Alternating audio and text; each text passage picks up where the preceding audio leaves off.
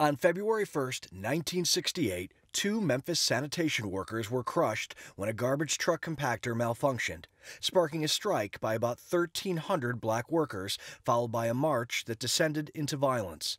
A march led by Dr. Martin Luther King, Jr. I feel depressed. He said the attacks are so vicious and said they're so misguided. 2 months later, on the morning of April 3rd, King, who was feeling ill, returned to Memphis, where he delivered an impromptu speech.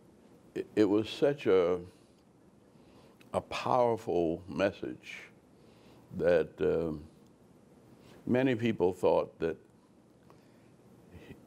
he knew this would be the last sermon he'd preach. Jesse Jackson knew King's oratory. These were words he'd not heard before. I've been to the mountaintop. I may not get there. I remember ministers, men were crying. It was an interesting kind of dynamic.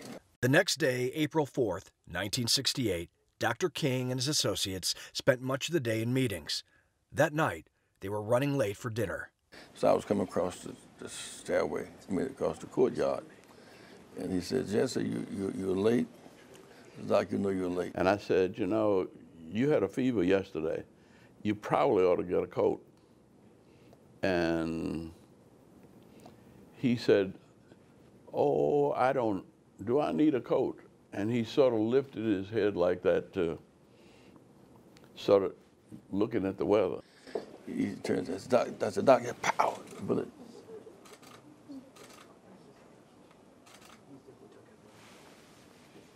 And hit right at the tip of his chin and severed his spinal cord.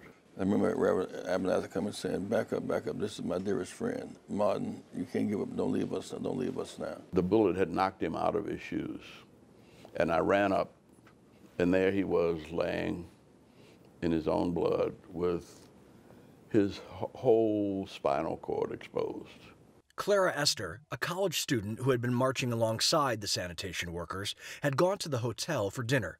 She saw King and heard what sounded like a truck backfiring. Blood is all around his head and neck area. And his eyes are open with almost a pleasant expression on his face. At 7:05 p.m., King was pronounced dead at St. Joseph's Hospital.